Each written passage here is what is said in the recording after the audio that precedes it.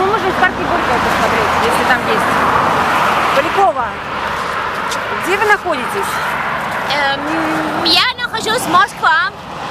Мне нравится здесь город очень добрых людей, которые дают нам возможность купаться, загораться, восхищаться этой красивой природой, очень красивая экология. Пробка нету. Здорово. А почему вы сегодня в такой неоднозначной майке? Потому что мне предложили сказать, чтобы я сказала «да», вот так. И я должна идти в церковь, и мне говорят, ты будешь с ним жить? Быстрее идем. Извините. И он сказал, он говорит, священник, ты будешь с ним жить, с этой бабой? Я говорю, да. И это значит, я буду с кем-то жить. И эта майка говорит just married, то есть game over. Хватит играться всякая фигня. Скажите, пожалуйста, а вас не спрашивают?